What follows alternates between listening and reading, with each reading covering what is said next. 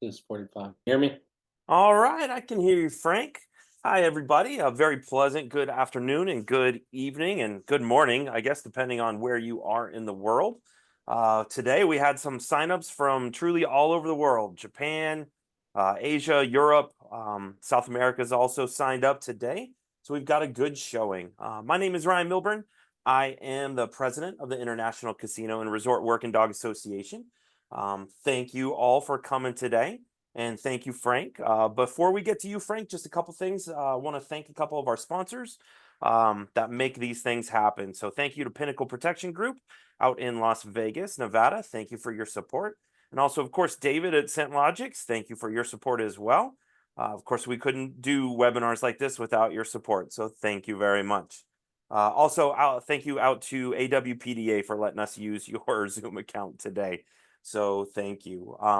Also, we have some exciting announcements coming out tomorrow regarding the 2025 ICRWDA canine trials that are going to be here in Las Vegas. But today's not about that. Today is about Frank Schembre and Spectrum Canine Solutions for coming in today to help us really understand falsing a lot better. Today's webinar is False or Fact, Decoding the Canine Response. Very much big thank you out to Frank for coming in today.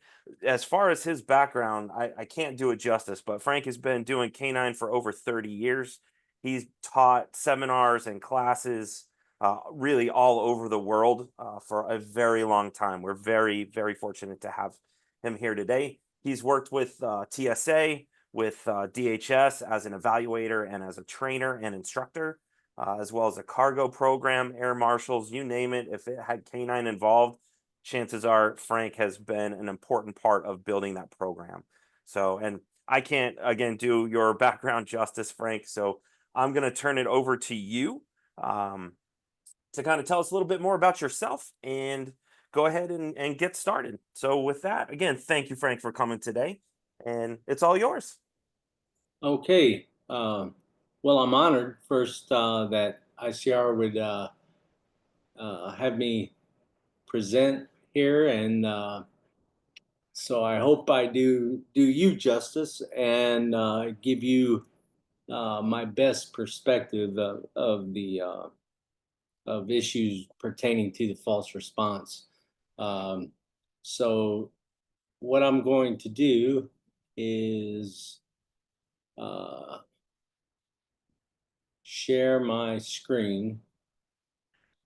And if you haven't figured it out by now, I'm most illiterate on this technology.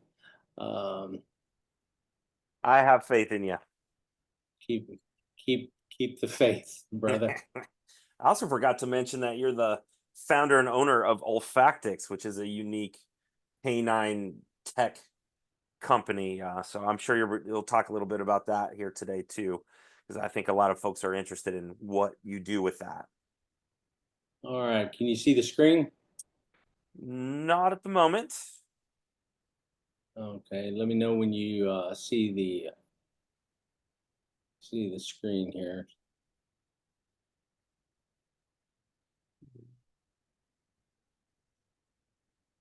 You are a Man, co-host. I tell you what, the like I was telling you earlier, my clock, even though I just returned from Colombia, my internal clock, and I'm on the same time zone. I don't understand uh, why that would be effect, but uh, Well, at our age, jet lag goes north and south, just like it goes east and west, I suppose. well, I want to say hello to my friends in Colombia because, well, some great people down there. It's a beautiful country, and hopefully, I will be returning. And there's some passionate canine handlers. If they're listening, hola. And my Spanish is, well, I don't speak Spanish, so Muy malo. yeah, muy malo. Uh, the thing about the this was the first workshop I I've ever done in Colombia with an interpreter, and what an adventure that was! What a that I've was. done that down in Cambodia with an interpreter, and thank God for the interpreter. It was definitely an adventure for sure. Oh yeah, they definitely work harder than us. I mean, Yes. it's like doing two workshops in one, and man, I apologize for this. Having a hard time. That's all right. At least on my side, there's a little green square at the bottom that says share, and then you should be able to pick your screen to share.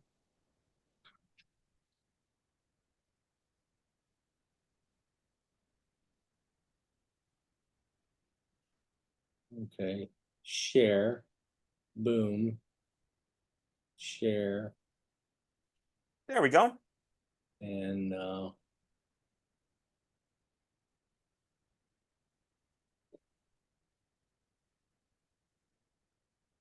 how's that? Perfect. Okay, here we go. Well, this is so I put together the art of detection workshops and seminars. Um, I started this project about 5 years ago, and the reason I started it was simply because I seen that the industry was fractured. I seen uh, there was some issues and some problems that I was like, man, this is so simple to fix. So I put together this workshop, not to really make money or, but just because it's my passion.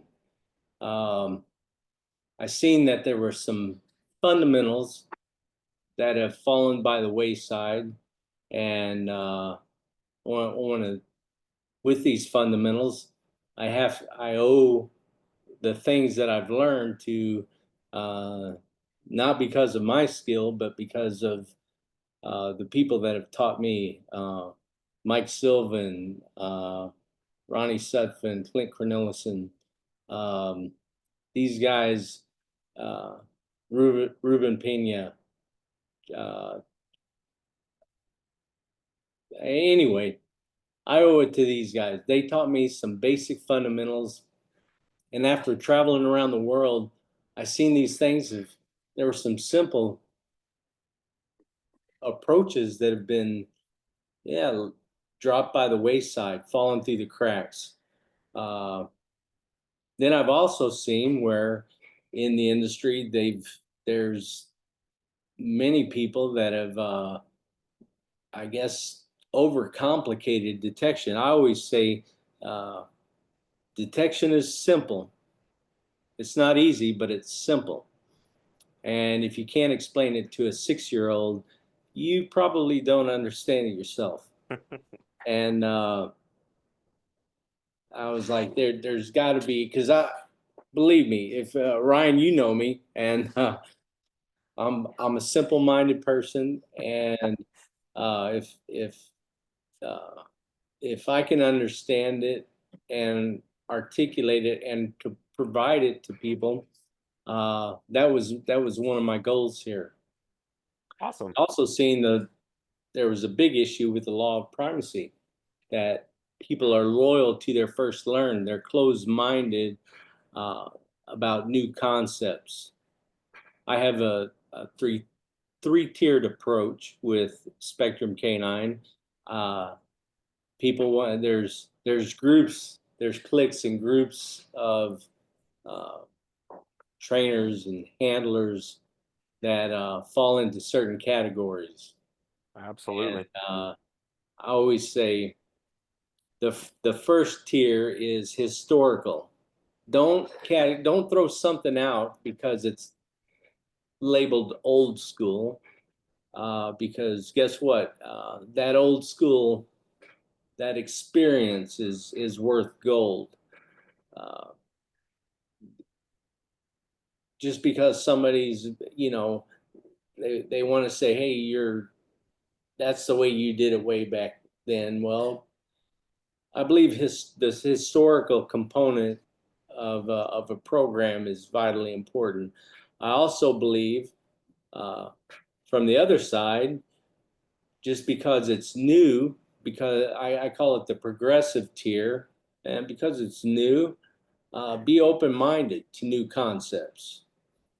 And the third tier is consistency. I say that consistency is a language that all dogs understand, and I'd rather take a consistent, mediocre trainer, and you'll see better results than somebody that is inconsistent and has a fairly good skill set, if that makes any sense. Well done. So the next thing that I want to share a story. So that I don't know how many people have heard about the experiment with the 5 monkeys. So they took 5 monkeys.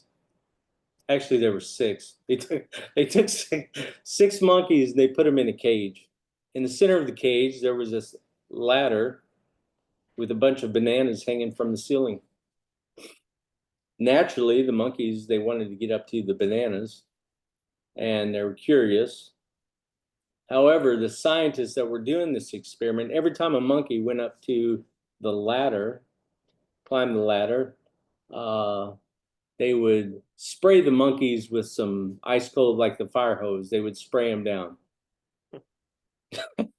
After a few attempts, the monkeys, they quickly learned to avoid climbing the ladder to avoid the cold water. Well, the scientists, they started replacing the monkeys one by one. When the new monkey got in there, unaware of the rules, he attempted to climb the ladder to get the bananas. But immediately the other monkeys pulled the new monkey down and beat the crap out of him. Over time, the original monkeys were all replaced one by one. Eventually, all 5 monkeys in the cage were new, and none of them had ever been sprayed by water. However, they have all inherited the behavior of the original group. None of them would climb the ladder. They all continued to pull any monkey down that would reach the bananas, even though they really didn't understand why. And the moral of the story, similar to the canine world, we often do things without fully understanding the reasons behind them, simply because that's the way it was done before. And it kind of highlights the dangers of our canine industry. We do things and we don't understand why, and that's what the other reason that I put together this workshop. I've always been a creature of curiosity and wanting explanations. And anyway, that's the development of the art of detection workshops. And the one of the problem solving aspect of this workshop, I put together the false responses in the problem solving section. So I want to expose the layers that I see behind the false responses, give you guys some real world perspectives, and give you some tools, some real world tools and strategies. And one thing I want to say about this, there's so much information in the canine, whether it be social media, seminars, workshops, academies. If we do not put this into play, if we just keep it in our mind, it's going to be basically useless to us. I don't know how many times I've asked somebody, hey, have you tried this technique? Or have you tried that technique? And the response is, yeah, I've tried, that doesn't work. Well, a lot of times you hear that, uh, you really don't, you the fact is you're really not applying, you really haven't put it to work. And if you've put it to work, uh, knowledge is one thing, practice and experience is another.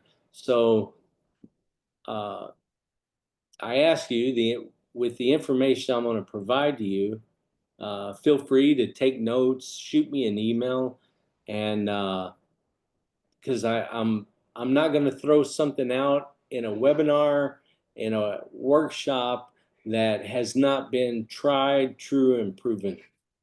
And this information, take it to the bank, because if it's applied appropriately, uh, it's going to work. I'm going to give you something better today that leaves you a better team tomorrow. So first, in false responses, let's let's talk about how people define false responses.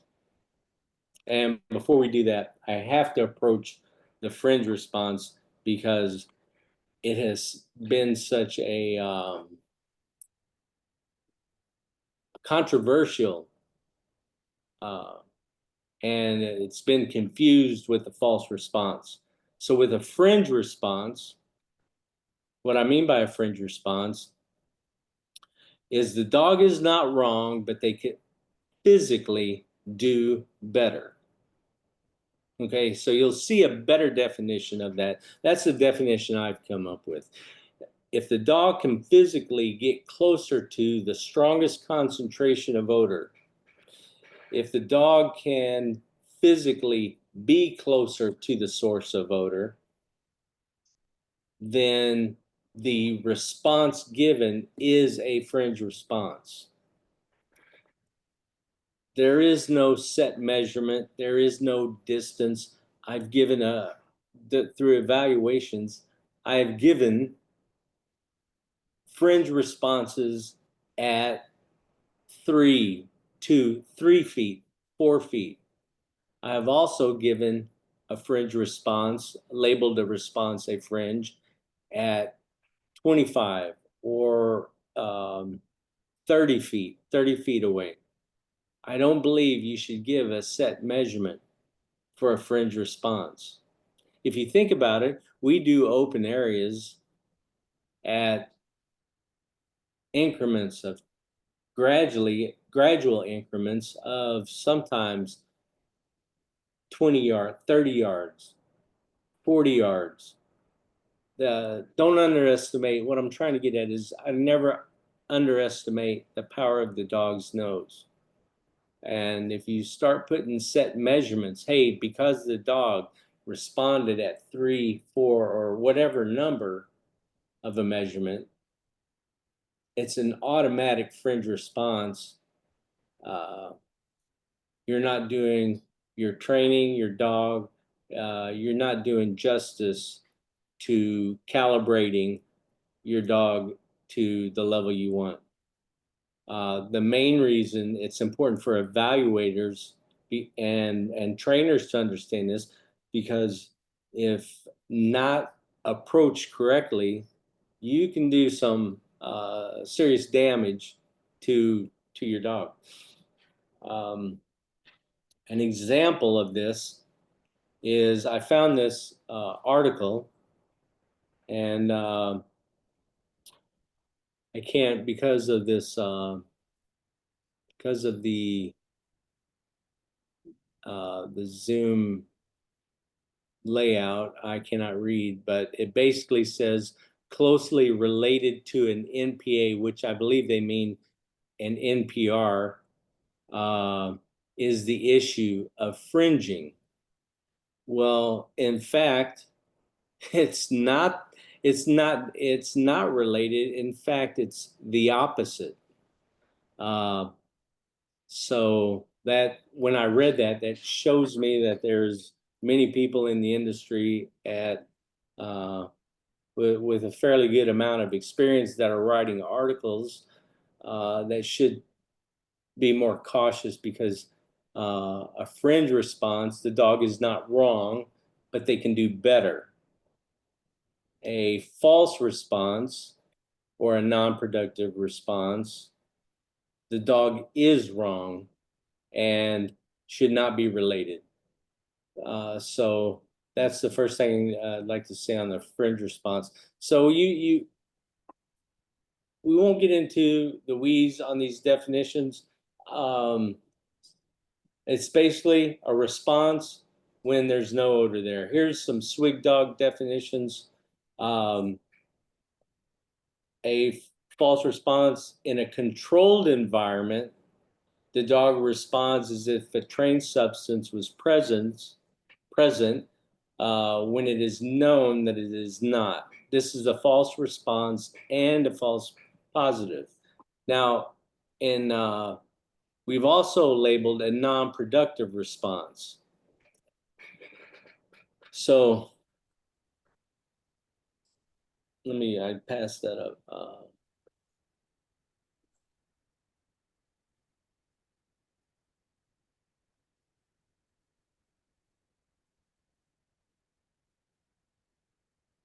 Okay, a non-productive response.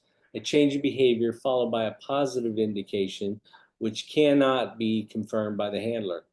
This may be the result of residual odor that the dog can detect, but which cannot be confirmed by technology or direct observation. A non-productive response may also be an error at false positive, but in these outcomes cannot be distinguished in an operational environment. So what that tells me is a false response is basically in a scenario where there is no doubt that you know the dog is responding on something besides the trained odor. In an operational environment in where you do not know what the dog is responding to, but you know the training or there's something there or you didn't find anything there, this would be categorized as a non-productive response. So if I'm working in a sterile environment, a training environment, I know I have not planted anything in the area. I know there's no residual odor. I'm confident to say this is a false response. If I'm in an area such as an operational working area, I don't know if anything has been there. I don't know if there's residual odor there. That's when I'm going to label the response a non-productive response. And I hope that I wish I had a show of hands because I really love to clarify if I've articulated myself correctly in a few of these, but I'm going to go with. And let me And just jump in real quick. We do yes, have the chat function up, so if anyone has questions, or you can, I think, raise your hand to get some feedback from the folks that are watching today. So absolutely, absolutely. I'll keep an Hey, eye on Ryan, that, and as it pops up, I'll let you know. absolutely. Thank you so much. You're welcome. From your end, did I clarify the difference between for you my perspective on the difference between the false response and the non-productive response? Yes, it makes sense to me, and especially with one being an operational environment where you may not 100% know what was there before. You can't say for sure that it was a false if you can't verify it, as it said, with no technology or observation. You don't know for sure. We didn't put it out that particular day, so yeah, it makes sense to me. Okay, cool, cool, cool. But like I said, like Ryan said, if you guys have any questions or want me to clarify anything, uh, please don't hesitate. That's a big component. That's my approach when it comes to my workshops. Uh, I will, and I don't also on the same hand, I'm not the one that claims to have all the answers. Uh, but thankfully, I have resources, and I'm big on resources, and I'm big on the canine community. If I don't hesitate to pick up the phone, call somebody, because that's how I do what I do. And you're And not afraid to ask why, which is one of the ab- many things I love. Yeah, No absolutely. problem, whatever position people have. Okay, well, tell me how you got there. Why do you believe this? And even Yeah, if we disagree on things, we can have a civil discussion. And that's what I love about our organization and what you do and the way you teach. So thank you. right. Well, that's sometimes when you ask why or something, there's I guess there's some people take offense to that. I don't. Ask me why, and I'm going to give you an answer. And if I don't know, I'm going to tell you I just don't know. Well, it's Uh, been my experience, and I think you hit the nail on the head earlier of the people that can't answer the why, they're the seventh or eighth monkey in your yeah, cage. yeah. They don't know why, but They don't know the other why. monkeys told them this is what we're supposed to do. Exactly. Exactly. So there's some common misconceptions about the false response. Um, one is, and one is my dog does not false. The other is the Florida versus Harris um, ruling, and uh, which indicates that a dog does not false. Well, however you want to articulate this, um, to me, there's always a different perspective to look at something. Okay, your dog doesn't false, but you made the dog false, or your training made the dog false. Well, your dog does not indicate on a trained odor either, unless you train the dog on odor. Uh, they don't naturally indicate on things like uh, narcotics, explosives, whatever your trained odor is. That is a that comes from something, some training, some association. Um, so I believe when someone says my dog does not false, there's some serious questions I have to ask when somebody says this. The other misconception is I would rather have a false than a miss. And to me, if you're saying that you'd rather have a false than a miss, it's an amateur approach. And to me, you're comfortable with the level you are, and you have no ambition um, to advance. And that approach of I would rather have a false than a miss, you probably don't understand the um, the repercussions of a miss. And here's some things that I see when somebody says that they don't understand the operational risk. They don't understand the liability that is associated with a false response. It deteriorates the reliability and credibility of canine programs, and there's legal implications. Um, I've done some research with what I found out about canine misses and public's perception of the reliability of our canines. And different countries throughout the United States, different cities. Um, we are.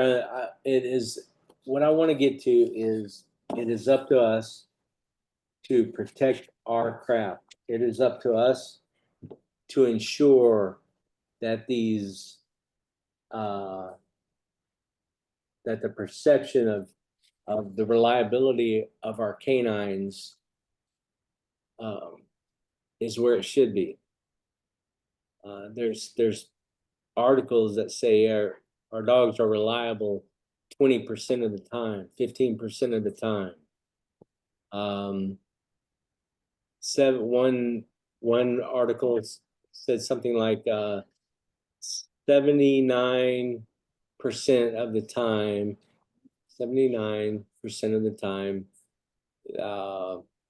that the dog alerted, there was nothing found. So believe me when I say this, our the canine detection, the olfaction of the dog is under attack, and they're relentless, and it is up to us to uh, to allow the dog to achieve the level of success and capabilities that they're able to be at. And Unfortunately, our industry has so many enemies from all over that just don't want canines used for hardly anything, certainly in the law enforcement side. And sometimes I think what you're touching on is we're our own worst enemies when it comes to this. We need to be the sentinels of our industry and not our own worst enemies. And you've got folks out there talking about how fringing is false and all these types of things. It only adds to, right, unfortunately, some of the other enemies that are out there.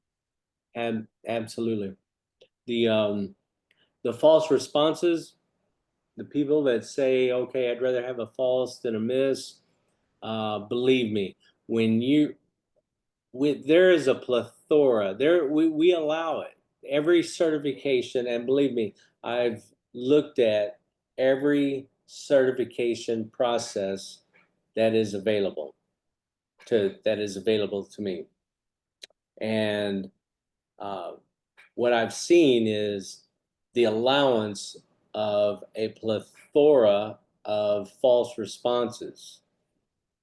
And uh, to me, a false response deteriorates the trust that a handler has in his canine. I don't care if and believe me, I'm exaggerating when I say that I believe that there should be a certain amount of myth. Dogs are not 100%.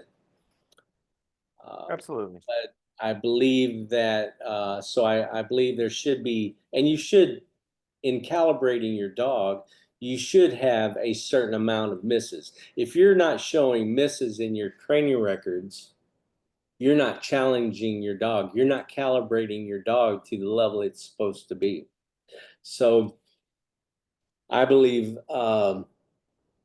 that when a dog does have a false response, it does deteriorate the confidence that the handler has in the dog. Hence why I believe that there's some approaches and some methods and techniques that we can use to correct and reduce and attempt to eliminate false responses. We can eliminate false response problems, but I believe that's the other I reason. think that's why everybody's here today. Yeah. And anybody that operationally, believe me, when I've had a dog respond, and this is one of the main reasons that I'm passionate about the false response, is because I've worked in situations where I've realized if my dog gives me a final response, I'm going to basically shut down the city of Chicago. If my dog gives me uh, a final response, an alert, this is going to be millions of dollars impacting the infrastructure, mass transportation, and hence why it is important when I wanted to do the training and implement the techniques, that when my dog gave me a false response, excuse me, if my dog gave me a response, take it to the bank, because my training is there. You've heard the expression, trust your dog, trust your dog. Okay, I believe that's a good saying, but My dog has gotten me in more trouble than I can imagine. And so my saying is trust your training. And if your training is there, it will open the doors for you to trust your dog. And if your training's not there, it's difficult to trust the dog. But anyway, the significant economic impact is another reason. I think casino dog handlers understand that very well. If we're shutting down a casino floor that's making 10 to 12 million dollars an hour, uh, you get a Absolutely, lot of people's attention. absolutely, yeah. And the other part of that is how many times can you call the you know when you talk about this, you got to look at an angle from I understand you have to look at it different angles from the different disciplines, explosive detection, um, narcotics. So there's different approaches, Very true. different perspectives, but yeah, and so here's some common causes that and we'll get into some detail here in a second about each of these. So handler induced, anticipation, time and distance, generalization, context, both context and stimulus generalization, um, clarity, and frustration.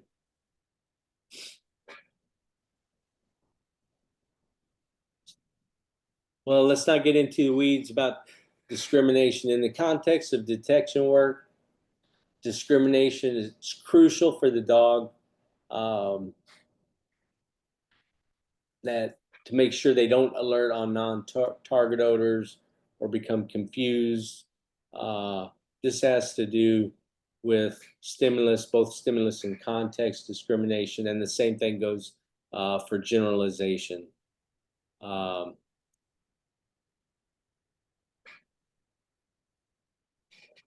Hence the importance when you're training your dogs, please believe me, I understand commitment to odor. I understand odor and nothing else should matter. But I also understand dogs learn through association and dogs learn in context. And the more you can get your dogs, open them up to different pictures and different surroundings and different, it doesn't matter if you're talking about uh, context or stimulus. You want to get them on different odors, not just the same training aid that you're always on. You want to get them into different environments. This helps you calibrate and fine tune your canine training. If you're always training in your canine parking lot in your training area, uh, don't think the same level of performance is going to transfer on the side of the road in the street. Um, So as many places and as many environments that you can get your dog into, the better.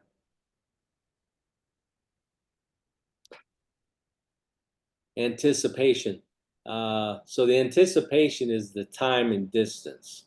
If your dog is anticipating, if they're going to be associating a find within certain times or certain distances, they're going to uh, probably be more uh, pro open to providing a false response if those times and distances are not met. Now, don't get me wrong, anticipation, that's what it can be a good thing. If they don't anticipate a reward, uh, then their level of performance, you want that anticipation. The role of anticipate, it's a powerful motivator, but it has to be managed carefully.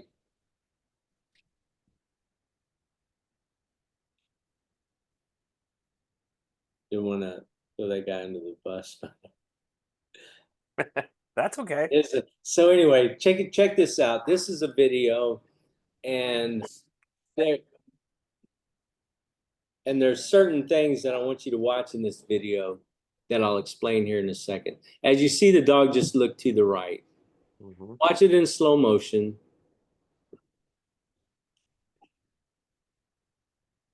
You're going to see the dog actively engaged, showing a bit of slight change of behavior at this point.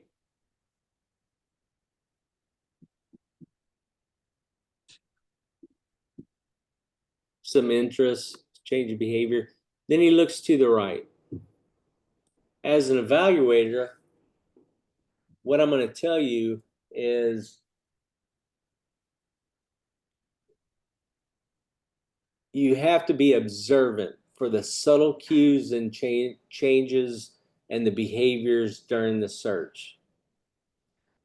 And if I'm seeing a dog that is showing that behavior, but also engaged in, unless there's like a loud door slam or another animal walks in, those subtle changes that most people wouldn't see, those are indicative of that there's no trained odor in this particular area.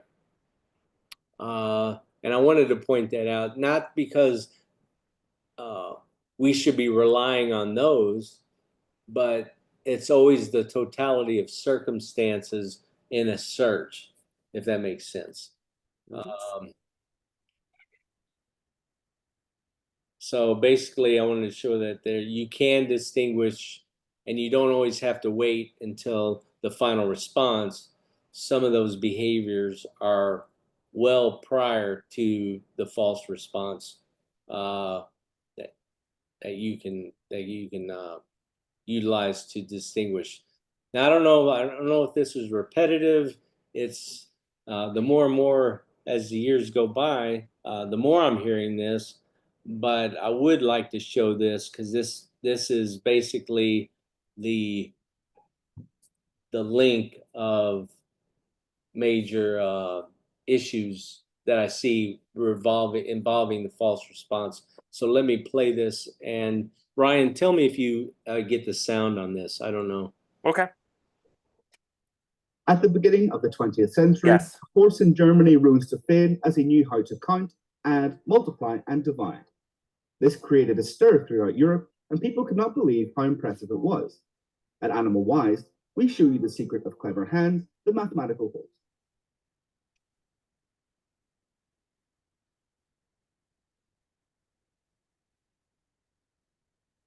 Clever Hans and his owner, Wilhelm von Osten, were dedicated to giving shows so that everyone could see with their own eyes that this horse had exceptional qualities.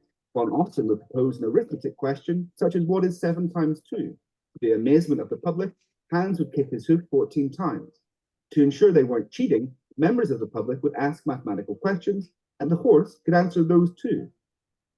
Clever Hans became very famous, so much so that he was featured on the cover of magazines and newspapers. He became famous outside his native Germany throughout Europe. It was at this time the German government became involved when they appointed a commission to verify the horse's ability. The commission's group numbered 13 people, including a circus manager, a zoo director, a veterinarian, a cavalry officer, and a psychologist, the latter named Karl Stumpf, who assumed directorship of the group. The report developed by the Hans Commission concluded that the shows were real and there was no deception of any kind. However, a Stumpf aide, another psychologist known as Funks, realized that Clever Hans was only correct in the answers that his owner also knew. After numerous experiments, he found the horse only responded correctly 90% of the time and only when the owner knew the answers. When von Osten did not know the answer, the horse was only correct 6% of the time.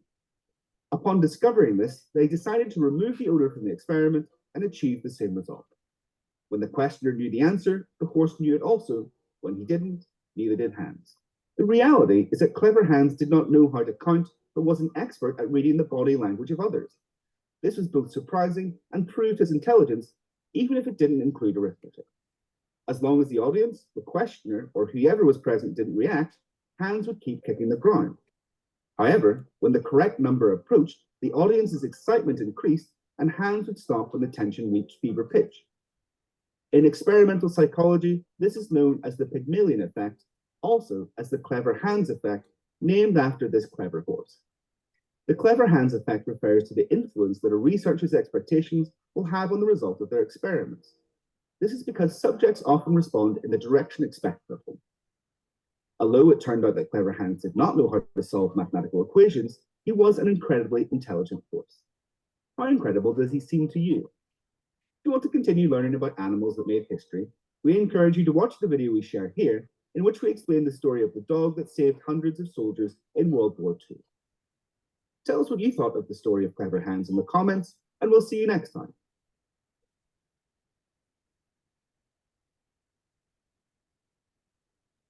Okay. So I showed that to say that no matter how hard we attempt to, I mean, that's our skill set. That's what makes us different from a mere dog walker to a professional canine handler, is our ability to read our dog's change of behavior.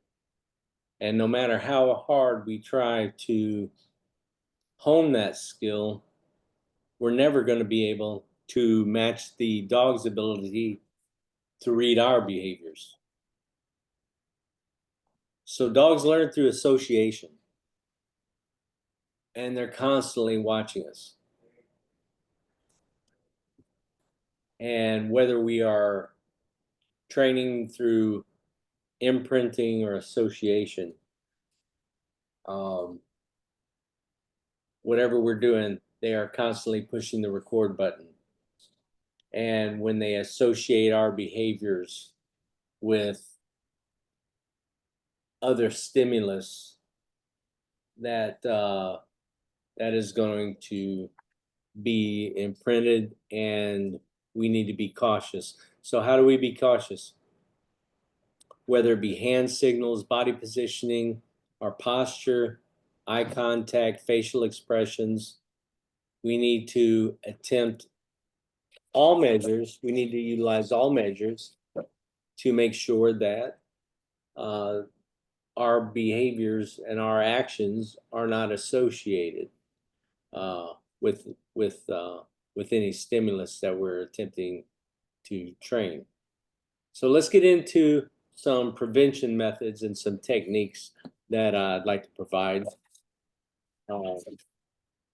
And I put this slide up, the SDRRF. One of the reasons is back to the first slide that I showed. It was people make things so complicated, and when people ask me, hey, how, we talk about the quadrants of operant conditioning: positive reinforcement, negative reinforcement, positive punishment, negative punishment, extinction. And then I'm like, okay, Frank is the simple guy. I wanted to learn what is the simplest method that you can explain canine training. Here it is: stimulus discriminative, SD, or excuse me, discriminative stimulus, SD, reinforcement, R, excuse me, I'm messing this all up. Discriminative stimulus, response, and reinforcement, SDRRF. That's as simple of an explanation that you can get of explaining canine training. What does this have to do with false response? Because it's all about that stimulus control. The stimulus discriminative stimulus has to maintain the control that will allow you where you want to get with your dog to make sure you've eliminated false responses. So how do you know if you've achieved stimulus control?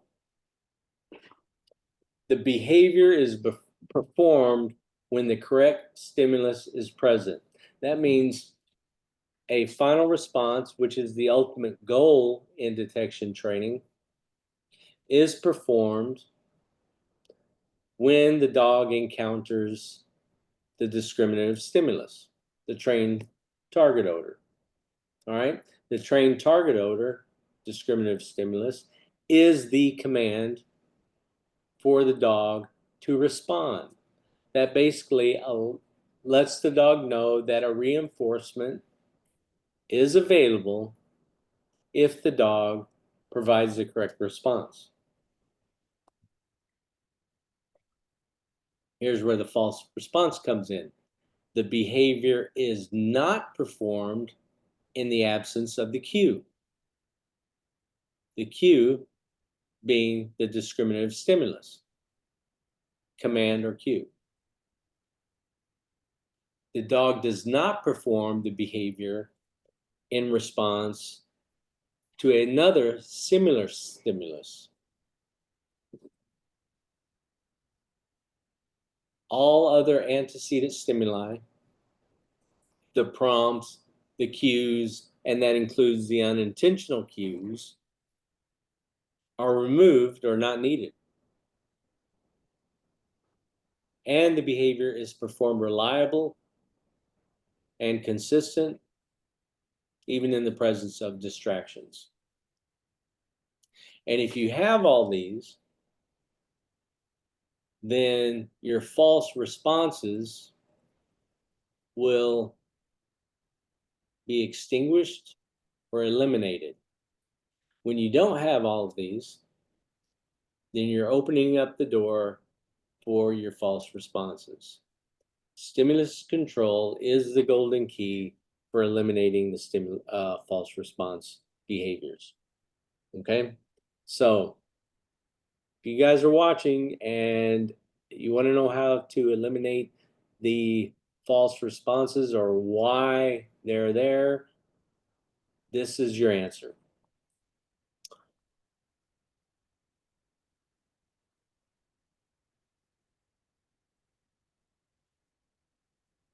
So before we get to all of the stimulus control,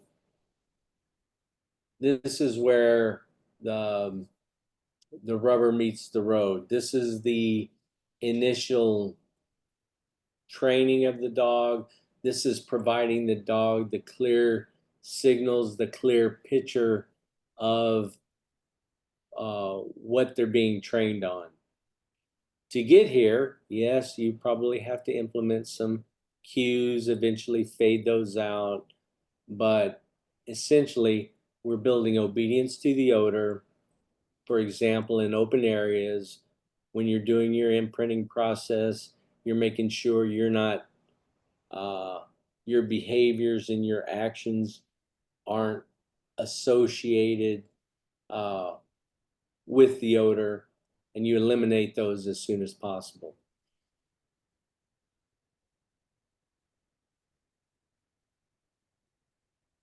Another vital approach in eliminating false responses is employ non-target odors, employ novel odors, employ disturbance, other animals, distractors, controls.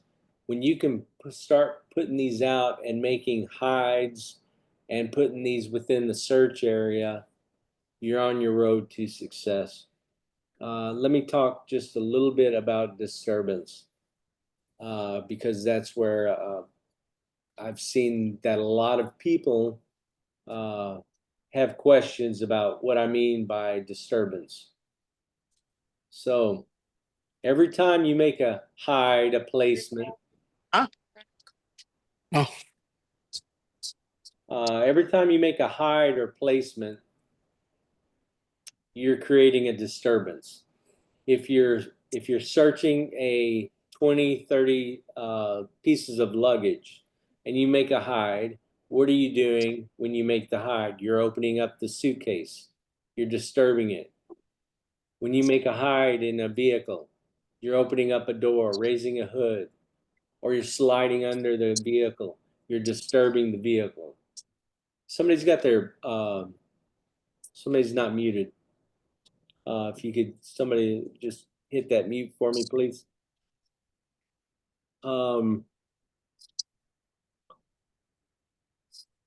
So with the disturbance, what I've seen is dogs will always attempt to find the shortcut, and sometimes that shortcut will be the disturbance. So be conscious of that, and you can train to where the dog will ignore the disturbance. But if you're not using that approach in your training, there's a really good chance that your dog is being trained on other odors other than what you want.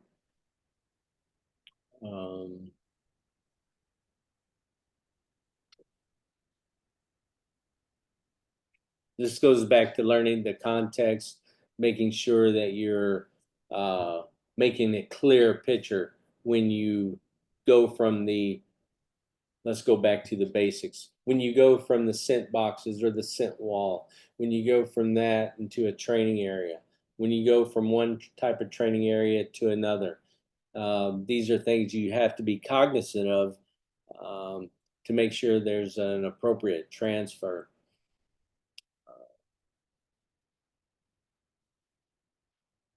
Train for extended searches.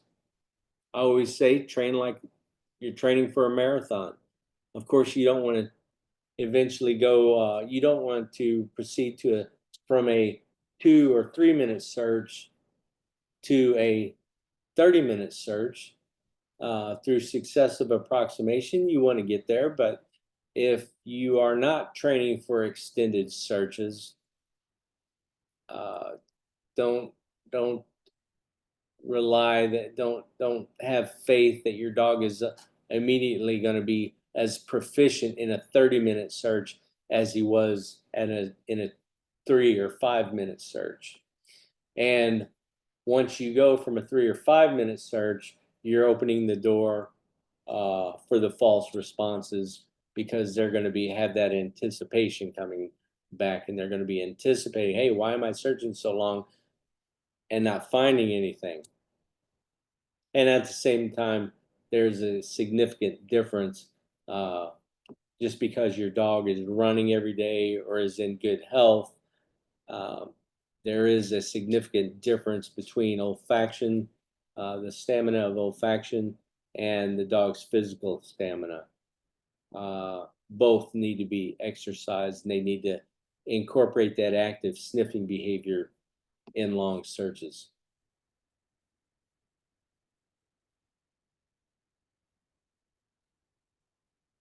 Now, here's, if you haven't listened to anything else and you want to know how to remove and decrease, eliminate false responses, this is the golden key: blank searches. So I'm going to spend a little time explaining what I mean by blank searches, because as I travel, I find there are vast differences between definitions of what people have for blank searches. For instance, I'll ask one entity if they conduct blank searches, and they'll say, yes, I searched a house and I had 3 blank rooms and 2 hot rooms, meaning they had 2 placements in the house, and they say they conducted the 3 blank searches that day. In fact, it's my opinion, and I can back this by some evidence that where if you're not conducting these appropriately, you're opening the door for false responses. So you need to understand that blank searches are blank start to finish. If you're searching one car, as in this picture, and there's no placement on it, that is considered a blank search.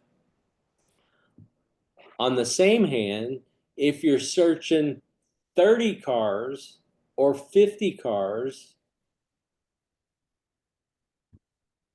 and there's no placements in any of the cars, that is a blank search. On the same hand, if you're searching 30 or 50 cars and there is a one placement in one of the cars, that is not a blank search. Hence my So basically, from bringing the dog out of the car or bringing the dog out of the kennel correct. to the point it goes back in the car, back in the kennel, if at any point there was a find in training, that is not a blank. Correcto mundo. Copy that.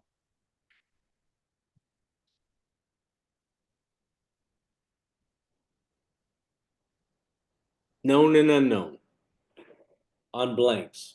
And this goes, we'll talk about the blind, running blind, and all right.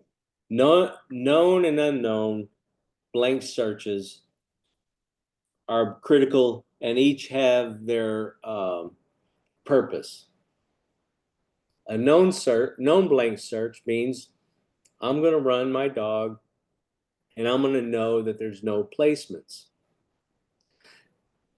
It's valuable and it does have its purpose. An unknown blank search means I'm going to bring my dog into the area and I am not going to know whether there is something, a placement, a hide, or if there's nothing. Now, I understand the time frames and I understand the amount of most canine handlers have other taskings and there's requirements to have your dogs on odor and you want to get your dogs on odor, and there's nothing like seeing a beautiful find and a good beautiful response. And but I'm going to tell you, if you're setting up a problem for your coworkers or if you're a trainer and you're setting up a problem, there's nothing better that you could do for eliminating false responses than to run an unknown problem, set up an unknown. And when you set up an unknown, you got to be somewhat sly at it. You got to do the same things that you do during when you're actually setting up a problem. So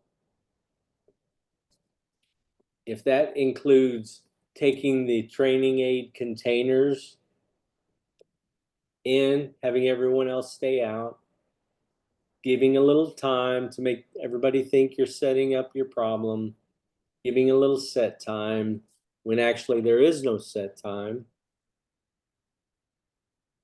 You go take the containers and you put them back in your vehicle and you call somebody in and give them the searchable area parameters and allow them to search. That is an unknown problem.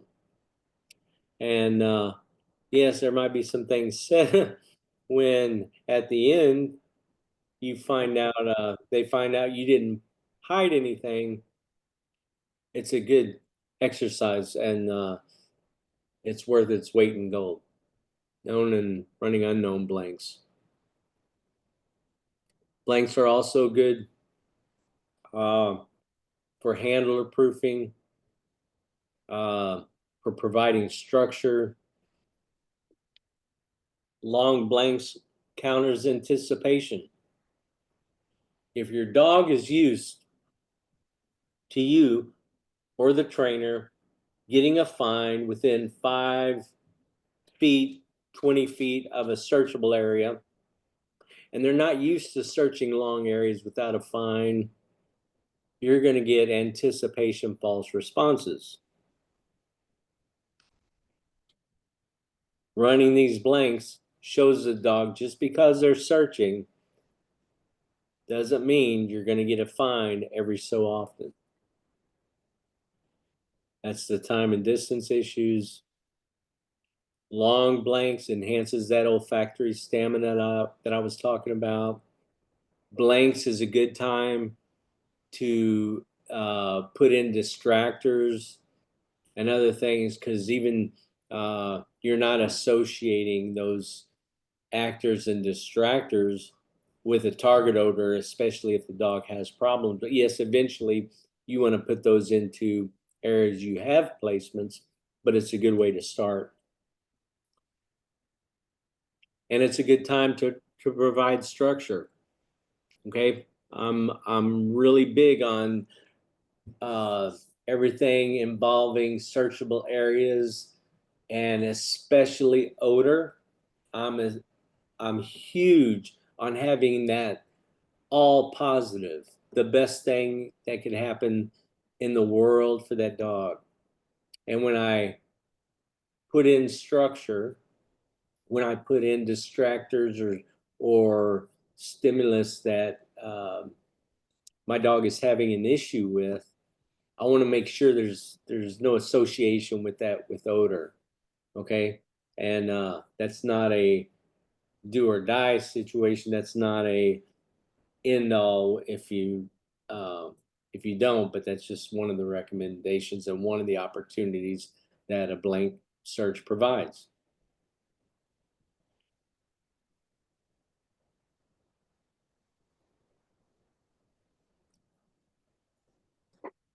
The other reason I'm huge on blanks is because it promotes your ability to read your canine's change of behavior. It gives you that baseline. When you run a blank search, there's no odor. You're seeing how your dog performs when they're not on odor. When you run a blank search, let me say it again. When you run a blank search, you're seeing the performance of your dog without odor. And if you remember that performance and you remember those behaviors in the blank searches, that gives you what I call a baseline. Then when you implement odor into these areas, the change of behavior is going to be more prominent, more pronounced, and it's going to be easier for the handlers to read their dog's change of behavior. Blank searches enhances decision making and memory. And what I want to say about that, at the end of certifications, and how you train should be how you operate. You're given 3 options. You can call an area, you can research an area, and you can terminate. So those are your 3 options. If you call an area, you need to be specific, and you need to be able to run the search area back through your mind and identify areas that you've seen change of behavior, that you've seen interest, and if the change of behavior is indicative of the same behaviors that you see when he's on trained odor, feel confident to call that area. If there's a possibility or an opportunity to research that area, research the area. And if you're confident that if, as you replay the search in your mind, that your dog was actively giving you productive sniffing behavior, and you've seen no change of behavior, then be confident in that search and terminate the search. And when you incorporate blank searches into these type of into your training plan, it enhances those abilities. Limit target density. I've seen a lot of places that want to put out numerous training aids. Remember I said this, numerous training aids equals false responses in real world situations. Numerous training aids in training areas equal false responses in certifications. All right. If your dog knows odor, right, and you're not working on your skill set. The dog does not need numerous fines in a training scenario. All right? If your favorite meal of the day, or if your favorite meal in the world is sirloin steak, and you get sirloin steak breakfast, lunch, and dinner, Monday, Tuesday, Wednesday, Thursday, Friday, Saturday, Sunday, all year long, your value for that steak dinner, I'm going to say it's going to reduce. Okay? It's not going to mean that much. So when you're Every talking, dog, when you mention specifically density here, you're kind of referring to the quantity of hides. correct. Got it. Yeah. Quantity, the number of placements you have out. A lot of In a placements. single training session. Yes. Yeah. Yeah. Balance that with the blank searches. If your dog knows odor, you know, you're running some, there's no reason. I've seen places where they're putting out 6, 5, 6. I've seen more. I don't, let's just keep it at 5 to 8 training aids in a scenario. And I hate to give a number out because every situation's different and you're working on different goals. So I hate to put a number out, but a good training session, man, you're going to have 1 or at the most 2 fines.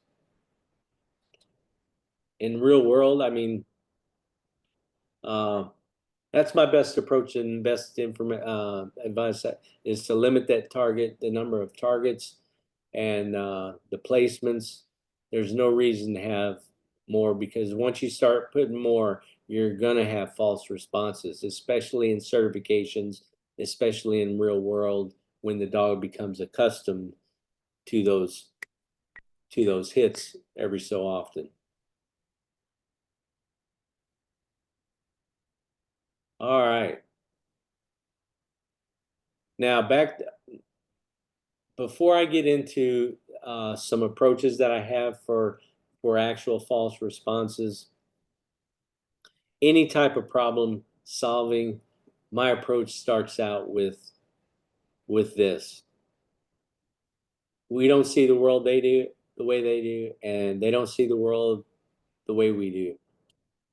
And when you're trying to fix problems with dogs, if you remember this is besides the the handler timing, patience, practice, knowledge, those things, this is the golden key. And when I finally realized this, it was like oh, wow, why didn't I mean, it's probably something we all know, but it's good to think about. So when I approach a solution, all right, it's real simple, 4 steps. I identify a problem, and you can't identify the problem if you're not challenging your dog, right? You won't see a false problem if you're running a 10-minute scenario and you have 20 placements out. All right? You won't be able to see the problem because the dog doesn't have a chance to false because he's finding stuff every so often. You also won't see the problem if you're always giving the dog the answer. All right? If you're running known problems and you're giving your dog's getting ready to respond and you don't let them respond, you're saying, no, that's not it. You'll become their best friend, but you won't be able to identify the problem. Then you have to determine the cause of the problem. And I'll explain how I do that, how I classify here in a second. Then I'm going to select and apply a corrective action. And then after it's all said and done, I'm going to put it through the ringer in different contexts and evaluate the corrective action. Be critical, challenge yourself when you identify the problem. Identify it. One thing about the false response, it will never get better on its own. It will not fix itself on its own. And I've never seen a false problem that did not get worse. Absolutely. Train with a purpose. If you have to, videotape. And I know a lot of academies, a lot of schools are like video, video, video. Okay, I didn't just fall off the whatever. The turnip truck. Yeah, I didn't. So I've been told to videotape, and I know just like the videotape you just seen, that was a body camera that we do use during certifications, and a lot of times it's hard to video because if you're watching it, first you got to find time to watch it, then you got to sit there and look at a videotape that's going to get you dizzy. So video with caution. It is there, and I'm big on training records. This is how you identify. If you're not keeping training records, you're take it. I put my money on this. If you're not maintaining appropriate training records, then you're not calibrating your dog to the level that he can be. And appropriate being honest. Be honest in those training records. Yeah, absolutely. I've seen many people where they keep the records because that's a requirement, and I've seen other people that I'll fill your training records out. I know it can be a pain in the butt, but I also understand that the value in appropriate and, like you said, Ryan, honest training records. Because I've yet to see the perfect dog. And when I go before to do evaluations with the TSA, we had the capability of looking at everyone's training records, and I'm like, wow, you got the perfect dog because you have no misses. Well, I don't know. Well, I always compare it to with the air marshals because they had the high standard of firearms training. You weren't going to get better if you didn't see how bad you were. You know, I wanted to see misses. I wanted to know what I was doing wrong. So your training record should be indicating that you're having misses, you're having a false response here and there, and you're also varying your heights, depth. And you can go, I think there's even a slide here in a second. Okay, so this is how I classify, and this basically goes for all problems in detection. It's either going to be a canine, a handler, or a training issue. That's my classifications. And I always say, before I fix the dog, you have to fix the handler. Now, if the handler is doing everything correctly, then we look at the dog. Then we look at the entire training program. So that's the way we classify. When we select the solution, we get in our toolbox. That's what's good about you guys attending webinars, and as many people as I can talk to, I'm trying to, excuse me, fill my toolbox. I'm trying to get information. I'm trying to see other approaches. Even when I go give workshops or anything, I'll always learn something and to take with me. So I understand. And that's another thing I wanted to say, and usually I say it earlier in this. Just because it's not my way doesn't make it wrong. Right? If it's not broke, don't fix it. If your approach is working, I understand. I don't know everything, and I'm giving you the best I have. And I understand. I haven't seen every type of dog, so I understand there are different solutions for different problems for different dogs. Establish your goals and implement a training plan. Write this stuff down when you have when you're trying to troubleshoot. And you want to evaluate. So let's talk about the false response and how we're going to fix this. kind of already talked about how to prevent them. I have one specific technique I'm going to tell you about that will help you prevent the false response. Here's just a few. I'm going to talk about the grab the contour and the neutral position. I'm going to talk about extinction and trainer material diversity. Okay, and that'll be it. Okay, so the first technique that I want to, and this is the whole false response to the people that know me. This is kind of my. I thought this was going to be a little later. This is my bread and butter to fix it. This is it. This is the magic in the pudding, or the proof in the pudding. Yeah, because so many people get it wrong.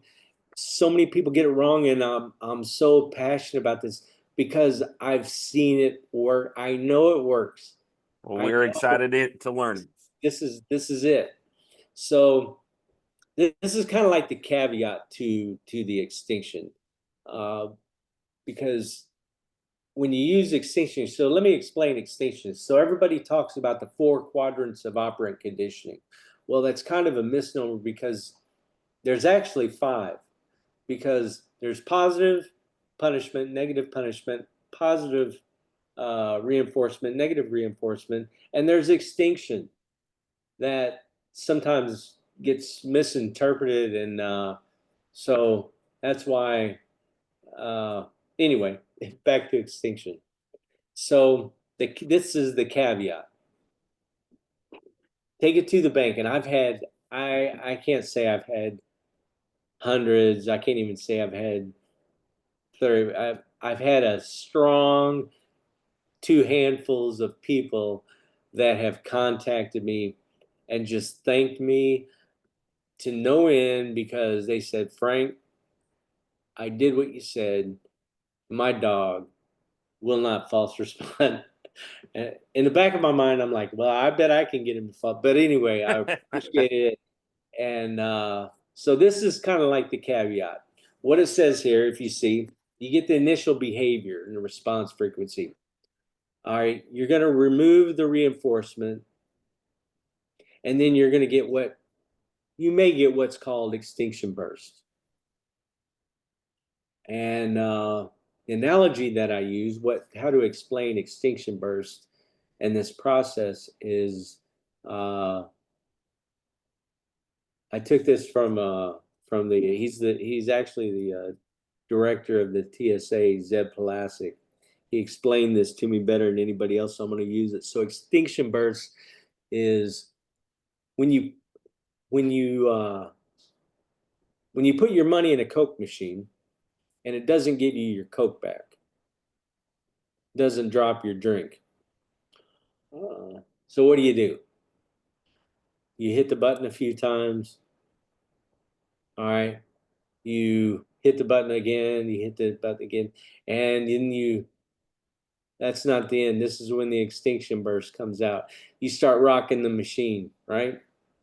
Usually cursing is involved. Yes, cursing, and you kick the machine, and then you walk away, and then you stop yourself, and then you turn back, and you do something else. That is the extinction burst. And you may get that in this process. If you want to go down this road and follow the steps I'm going to give you, you need to be aware of some of these things. You need to be consistent. You need to be dedicated.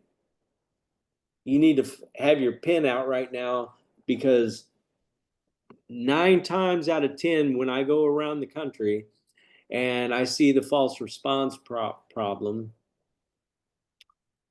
I will ask, I said, have you ever tried extinction? Oh yeah, see, I tried extinction, but extinction doesn't work. It doesn't work with this dog. I asked if I could see and watch it, and what I see 9 times out of 10, they're not following this process. And So anyway, so hear me out. Extinction burst, you get the extinction burst, and if you're dedicated, you follow through, you endure this extinction burst, you're going to achieve extinction, guaranteed. And eventually there may be a possible spontaneous, what we call spontaneous recovery, but you already know by this time, you already know this right where it says extinction occurs. You already know the process that the steps you've taken to achieve that success. So if it would raise its ugly head again, you immediately implement those processes, and you're going to see that your false response problem is you're in a better situation, put it that way. So Frank, just to make sure I'm tracking, Yep. this is on a known false. So then the dog is providing all these different behaviors. God knows what it's doing. But us as a handler, trainer, we're just allowing it to do whatever extinction burst is happening until the dog moves on his own.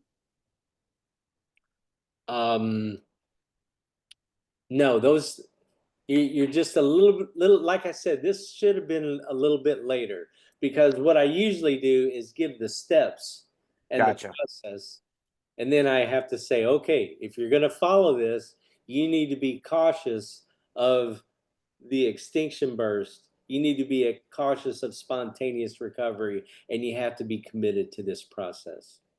Gotcha. Sorry, I'll let you continue. Yeah, okay, no worries, no problem.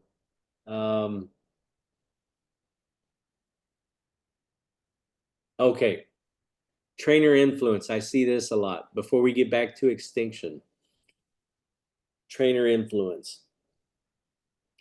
Once again, if you're always giving the dog the answer, and if you're always telling them you have to move on, there's nothing there. That trainer influence, all right, that's your crutch. And if you maintain that crutch, right, when it comes to real world, when it comes to operational, when it comes to certification, and you don't have that crutch, and you throw all the weight of that problem, that scenario on the dog's shoulders, more likely than not, you're not going to get the results you really want.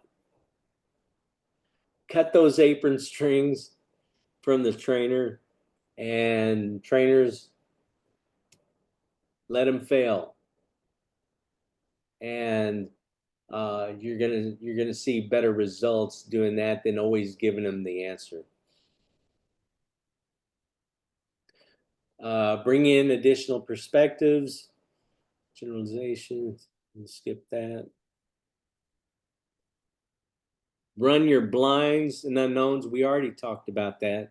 Okay, that's not a blind problem. Okay, it's key to reading yours. It prevents you from when you're if you always know where your placements are, no matter how hard we tried. Back to the clever hands effect. All right, the scientists there, even when they were testing the horse, they couldn't stop themselves from the cueing that was. They had to put the blinds up to where the horse couldn't see them.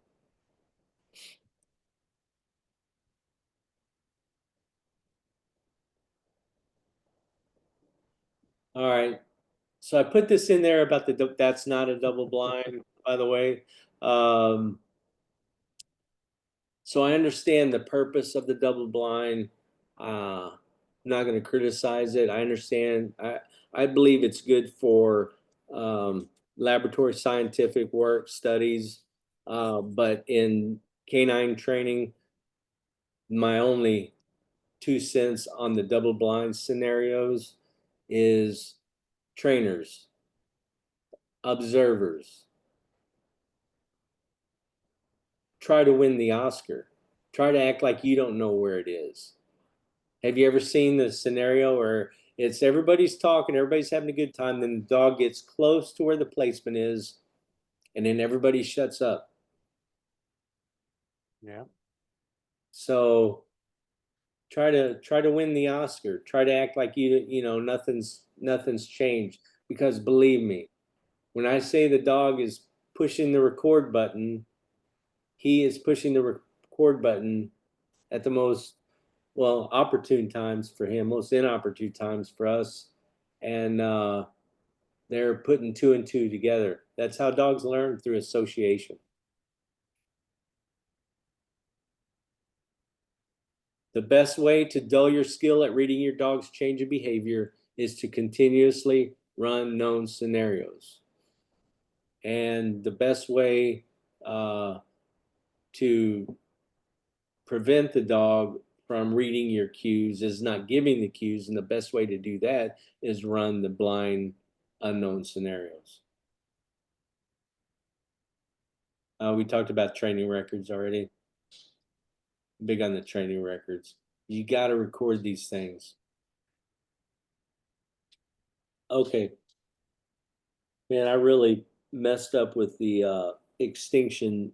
My apologies on the order of the slides. You're good. Okay. So I'm going to tell you about grabbing the contour. Now, I don't really mean to grab the contour. I use this expression in explaining how we can prevent false responses with our dogs just by our body positioning. Now, remember, let me say this prior to. I believe that it should not matter where my position is. I believe it shouldn't matter what I'm doing. What I should be able to stop and stand still. I should be able to stare at my dog. I should be able to do all these gamut of things, and it should not matter in the dog's performance. Okay, now that I've said that, let me explain. There's some steps we have to take before we get there. Because what has happened is the dogs have learned through association our body position, especially in the imprinting phase, okay? Especially in that reward payment phase. Imprinting, association. I know I won't go down the road. Everyone knows what I'm talking about when I say imprinting. Where are we at when we pay the dog? 9 times out of the 10. We're behind the dog, okay? So the dog associates our positioning with odor. Now, the contour, everything we search has a contour to it, whether it's a vehicle, a table, a room, everything has a contour. And my advice and the way I teach is when we're searching something, I maintain an arm's length away from the contour of the searchable area, about 3.5 feet. That's my position. I'm not blocking the dog. I'm allowing the dog to search the contour, the face of the searchable area. But I'm not out in this no man's land in that pay position. Okay. Dogs learn through association. I explained that. Okay. So if you see this red area, that's what I call no man's land. That's what I call the pay position. Over and over. That's where we're at when we're paying our dog. In the yellow, not so much, but we're getting there. So I like to call this the green dots, that neutral position. I don't like to block. I'm not going to get right up and block the dog, right? I'm going to allow the dog to search, scan. I'm on his nose varied high, low within the searchable area. But I'm definitely going to attempt to stay out of this no man's land, that pay position. And I promise you, I've seen it over and over again. When I see a dog showing interest, whether it's that time and distance, whether it's cueing, I've seen that dog. I've seen situations where I've told someone when they're in this red position, somewhere in this red area, I tell them to grab the contour. That means they need to go to the left or to the right, at an arm's length away from this contour in a neutral position. And when they do that, that dog simply does not false respond and they continue on the search. I'm not pulling them out. I believe in a loose leash. I believe in independent searching from the dog. But when I get into that position or have handlers get into that position, I see the dogs change the behavior, or I don't want to confuse the word, but I see them change from interest and getting ready to give you a final response to, okay, it's time to go, just because the handler is in this neutral position. The handler, believe me, at the same time, the handler is not saying let's go. He's not saying stay. He's basically in a neutral position. He's out of this red pay position. Now, I know that's as clear as mud, but that's as best as I could do with the diagram and try, because this is valuable information and it's a technique that is worth over and over and over again for me on these false responses. So remember, that's not, I should be able to stand in this red position and you can get there. But when you have dogs that are ready to give you a final response and you're in there, that's dangerous. So I'm going to get into the neutral position. Then we're going to troubleshoot and fix this where I can be in there. How'd that go, Ryan? Makes sense. I love it. All right. Okay, see how this guy in the green, he's right behind the dog. He's crowding the dog. He's in that pay position, and that's the position where he needs to just grab the contour of these containers and let the dog make up his mind whether he wants to go. And that's the other thing. I don't know if I've said it. I know I've said don't give the dog the answer, but it's the dog's responsibility to depart the searchable area. Rolando Chavez and Canine Roden.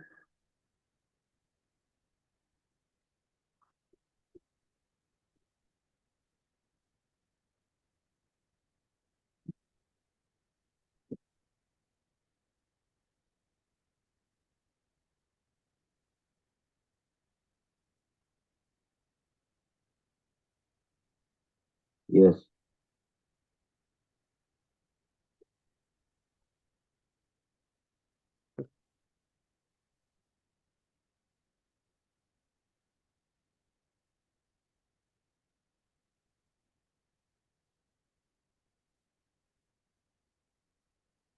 Now there should be an area on here where the dog's getting ready to give a false response, and then the handler grabs the contour like I was talking about, and the dog departs.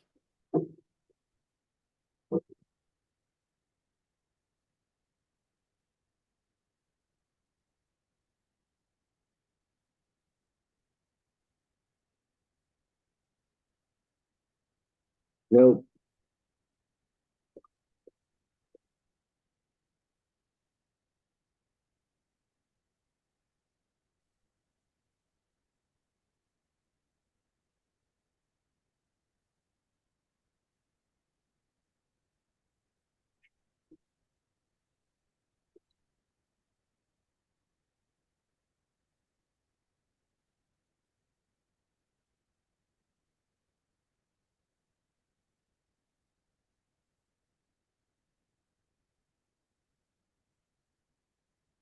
Well, Very much likes that palette.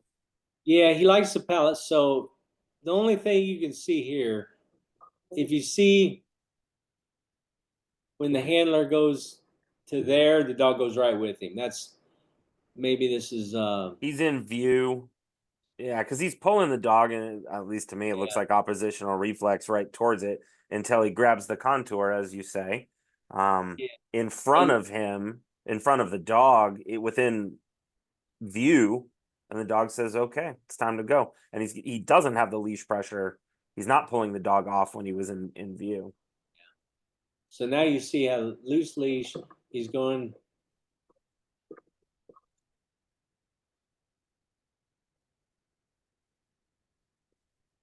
Well, like always, dog and the liar out there.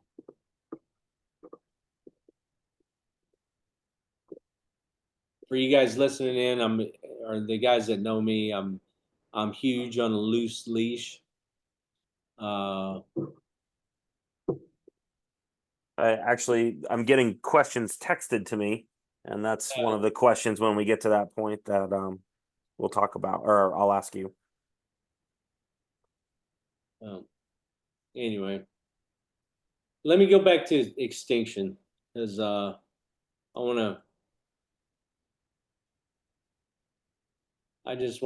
thought I had the other slides in here for extinction. My apologies. So I'm going to give everybody my step-by-step extinction Your magic dust process. This is it. And this is where feel free to ask any questions because this is, and believe me, like I said, avoidance. I've seen other different techniques work, but I've seen this one where, if done appropriately, take it to the bank. So when I have a false response and I want to implement this thing, extinction, what I want to do is first I allow the dog to provide the response. Then I am going to do absolutely nothing. And when I say nothing, that's where a lot of I think people lose what I mean when I say nothing. Because I've seen people sitting there and they incorporate they say they're doing extinction, but they're giving a deep breath, or they're leaning to the right, trying to encourage, or not maybe trying, but they're basically encouraging the dog to leave the final response position. I've seen them look at their watch. I've seen them put the slightest leash pressure. You cannot do anything when the dog gives a final response. You can give them no stimulus, no interaction, no talking to them, no looking at, I give them absolutely nothing. Step one. Step two, when the dog gets up to go, there's two methods you could use here. We'll approach the first. When the dog gets up to go, it is critical that you do not praise the dog for getting up and leaving.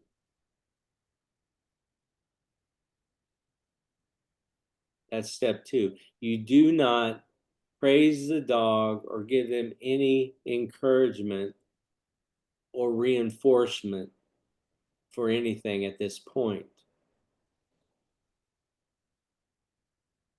Step three, you continue the search, but you don't continue. What you want to do is, as soon as possible, you want to button hook, go around, but you want to approach this problem area or this location again.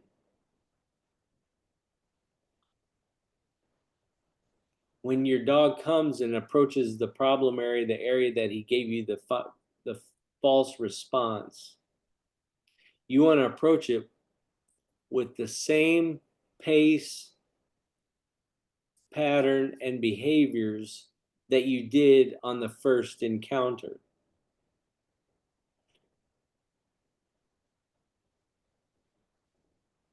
If the dog shows interest, you're going to do the same thing you did on the first one. If the dog gives you a final response, you are going to allow the final response, which would be a false response, again.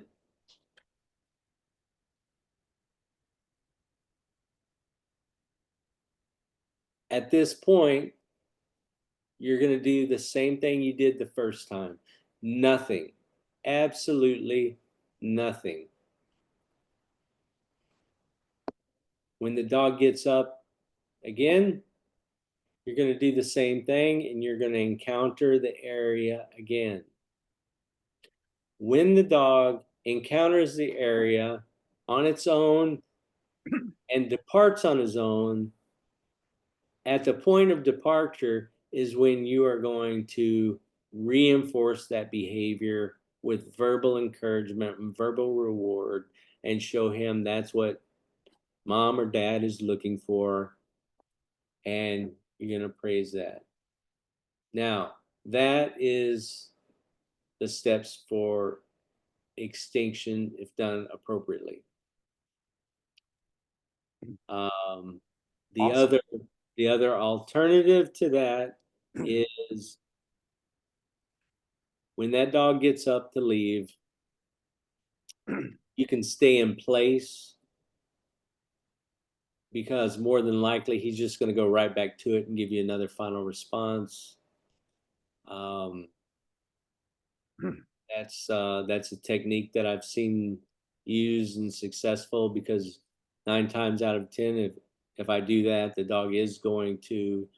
But then I think that may open up for the extinction burst sooner than later, or sometimes it might not even happen, but that may be a little more frustrating. So I would use the first approach first, and just when the dog gets up, depart, and you encounter the area again, and then you would leave with reinforcement when the dog leaves on its own. And if you follow the extinction method that way, they call that extinction with my mind just went blank. Extinction with extinction with reinforce, extinction with dual. I'll think of it in a second. But anyway, that's extinction. Already went through. No problem at all. And So at least at the moment I've got, well, and if this is at the right time, but I've got 4 questions. Whenever you're ready for questions. yeah, I've already talked to blind and unknown, the importance of that, eliminating the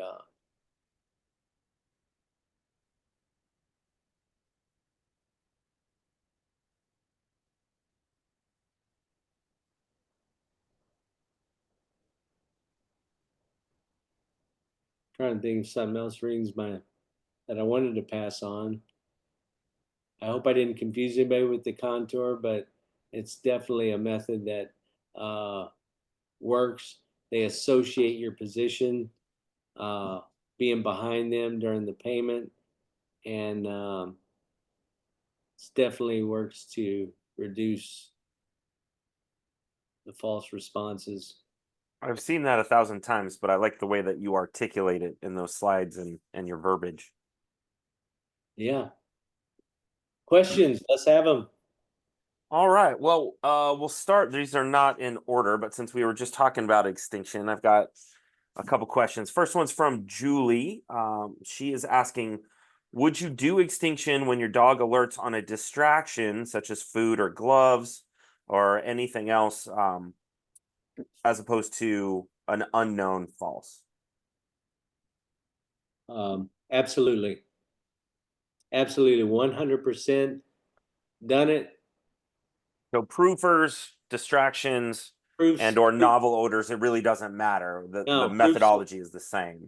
Yep, proofs in the pudding, and take it to the bank. That's the way I do controls. That's the way I do disturbance. That's where I do time and distance. But hey, you know what the saying is, right? What is it? What's the saying? An ounce of prevention is worth a pound of cure. So Absolutely. if I can nip those in the bud and make that imprinting process clear, then I usually really don't have to go down this road. But Excellent. Hey Julie, did that answer your question? If she answers on the text, I will let you know. Okay, good. Next question from Rachel, who's a bomb dog handler, and she asks, with the extinction method, how would you handle it if the dog is being aggressive or physical towards the object that it is falsing on? Would you correct for the aggression, or do we let the extinction play out specific to fixing the falsing on non-target odor? Excellent question, Rachel. And I'm 100. So in anything, when I approach these corrective behavior techniques for these false responses, at the top of my list of priorities is I am going to ensure that there is no target odor present. Because even with aggression on odor, I have specific techniques and approaches to where I don't correct on odor. And so I want to make sure that there's no odor associated, to be clear, with the correction. So to answer your question, I would take care of, I'm running different scenarios. Yeah, and we are kind of painting with a broad brush here, but at least in a scenario where it's a known false, let's say it's a distraction odor. We know there's no target odor in this training area, and we put out fish bait or something that's just very unique. The dog clearly gave a change of behavior and is now alerting, and then we wait them out. He's going through his extinction burst. Exactly. Do we want to let him continue that until he moves on for the benefit of the odor issue, or do we correct on the aggression? I guess kind of what we're asking is, what's more important specific to a bomb dog in this particular scenario? And it's okay to say it's a case by case basis. I'm gonna say that I would like to do a little bit of research and clarify an answer. Probably something that most trainers and everybody wouldn't do. They try to throw out an answer. But that's why we love you, Frank. She gets the golden award, and because there's so many things going through my mind, and I'm gonna, if you get her email, absolutely, I'm gonna give a very thorough, in-depth response to her on that. Excellent. I've got a couple more questions. Yep. Going back to the fringing, we clearly have determined that a fringe is a part of a productive response. It's just a little bit further away than what we want. In a training scenario where there's a known hide and the dog is clearly fringing, what is your recommendation on what do we do next? Do we assist the dog closer to odor? Do we pay at the fringe? What's your advice on that? Ryan, that is the next webinar, fringe response and the correct. No, just joking. It's awesome, and we'll host it. Just throwing it out now. No, I'm going to give it to you down and dirty because it's a good question, and it's in all my workshops. Because people do the wrong. I've seen a lot of people. Hey, if it works, if it's not broke, don't fix it. Just because it's not my way doesn't make it wrong. So my approach to this fringe response is once the dog gives a fringe response, my first rule is the dog's, like you heard, the dog's not wrong, but they can do better. My second rule is I'm not going to show them the answer because that doesn't help their problem solving skills. Does that make sense? It does. So the other thing, and this is where I see a lot of people, I'm like, well, what you're doing is you're correcting your dog on odor if you're just waiting the dog out. And I know a lot of people do it. I've seen it. And I've never seen it break a dog. I've just seen a technique that works better. And when you wait a dog out, you're doing the same thing that you do when you extinct a dog on a false response. Right. So my opinion is let's set the dog up for success. Okay, so these are the steps I take. I simply praise the dog. Hey, buddy, good job. And I cast the dog. I don't show him where it is. I just go and continue, search, soup, busca, whatever you say to get the dog to continue working that odor. Then at that Gotcha. point, I allow the dog to continue working odor to source. It's the trainer's responsibility to kind of be the puppeteer of that handler without saying, hey, it's over there in the, it's like, okay, open up the door, allow the dog to work. Okay, and don't give him the answer. Allow that dog to problem solve. Got it. So if I'm following on the initial fringe, you're giving a lower reward on the hierarchy, something small of just a verbal, hey, good boy. Then you're recasting, and then the hope is it finds target, and when it gives the alert on target, where we want it at the source, we're now giving the reward that's highest on the, or higher on the hierarchy of something the dog wants, the ball, whatever. Now it's doggy lottery time. Yeah, once he gets the source and gives you a final response appropriately, that's when I'm delivering the primary reward. Got it. Excellent. All right, we have a question from Michelle. And it says, so by repeating and praising the second time or the third versus the first time the dog moves, is that giving a dog a better association or learning to not falsing? What is the reasoning why we don't do that on the first time the dog moves? The reason I don't do that the first time is I use logic, and I say, and I kind of remember how I said dogs don't see the world the way we do, and see the way of the world. What is the dog getting rewarded for? For just sitting there and giving me a false response for 5 minutes or 4 minutes, or what? I don't think it's really a clear method, but I've seen what works is, oh, especially when I see the wheels turning and them encountering that area and making a decision on their own to leave. And that's when the timing has to be precise with a good, not over the top, not enough to disrupt the search, but a simple, hey bud, good. I seen you working. I seen your mind. I seen your little walnut mind spinning. Little motivation. Yeah, and yeah, that's my reasoning is because when I've seen people do it, I really don't believe that the dog, it's very clear on why that reinforcement happened. Excellent. All right. I think we're going to take one more question and then we'll wrap it up. Your information there is on the screen if people want to send you additional questions, as well as your phone number there. So in general, it's kind of a two-part question, I guess. What are your thoughts regarding on-leash versus off-leash in both an imprinting phase as well as operational? Obviously, there's safety concerns, but just assuming it's a safe environment, what are your thoughts of using on-leash versus off-leash, both in the initial training and then operational?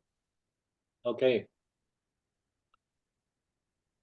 So once again, it's not broke, don't fix it. And my philosophy is my dog will earn off leash, right? My dog will learn just like an open area. I start off an open area with a 6-foot leash. I'll move to a 30-foot, a 360. I'll move to a long line, but they need to show me that they've earned that behavior. And the same goes with off leash searching also. If they show me they can search off leash. Now the warning that I give and what I see, the problems that I've seen transpire through dogs off leash and imprinting off leash is that it's like here's another example. It falls in the same category, and I give the same explanation of those that scan a room and then a systematical search of a room. So what happens in that scenario is the dogs are looking for that slap in the face with odor. They're just going around, spinning around the room, and they're not given detailed searching behavior from beginning to end. And when you see that, you're like, if your dog hits odor and they're walking around, gives you a nice final response, you feel like the best feeling in the world. Now, if they're going around and then they miss it, now you got to detail it. More than likely, you're going to do something different during the detail than you normally would. Hence why a dog's like, oh, if I get it, I get it. I don't mean to anthropomorphize, but they're going to become reliant upon you showing them where it is. And what that can cause is the same thing that off-leash imprinting can cause if not done appropriately. I'm not saying it can't be. I'm just saying these are serious issues. The dog encounters odor and leaves odor because they're off leash. Mm-hmm. That creates a rebound problem, a disconnection with odor. Hey, I can leave odor. No, you can't leave odor. Just like open area. I'm not going to show you where it is, but I'm going to give you a template with the leash that prevents the rebound and kind of just shows them leaving odor is not an option, because in real world, you leave odor, there's a chance you come back and odor's not there anymore. Mm-hmm. So my answer, I love getting that being my goal where I can operate off leash, being my goal where I can operate on a long line, but there's steps to take to get there. And if not taken appropriately, you can create some serious problems, in my opinion. Excellent. Awesome. Well, thank you, Frank. Again, like to thank Pinnacle Protection Group. Thank you to Scent Logics, as well as to the Australian Working Patrol Dog Association for letting us use your Zoom account today. But more than anything, I'd love to thank you, Frank. I very much appreciate your time, very much appreciate your expertise to help out the canine community across the world. We had a great representation today from everywhere. So thank you, Frank. If anyone has more questions or would like to contact Frank, his information, I believe, is still up on the screen. It is spectrumcanine.com, and his phone number is up there as well as his email. And he does have social media accounts as well. So, Frank, any last words for us before we depart? Well, if they do me that favor, follow me on social media, and if they're in Belgium in the first week of June, I'll be there doing a workshop. Excellent. Me and you got the Canine Conference coming up in Nashville in September. We do. And that's about it. Follow me, and my passion is giving information and helping people out and learning myself. So I hope Well, we can tell. enjoyed it. I was honored. Thank you so much, and we'll be in touch. Absolutely. And we will have this recorded and edited just a little bit and put up on the ICRWDA YouTube page. And if you are interested in obtaining a certificate of attendance, feel free to reach out to us. That's the only thing that we're asking a donation for. But all of this stuff is absolutely free because we absolutely believe in getting this knowledge out to the handlers that are on the front line. So once again, thank you, Frank. And we'll see you soon. Thanks to everybody. All right.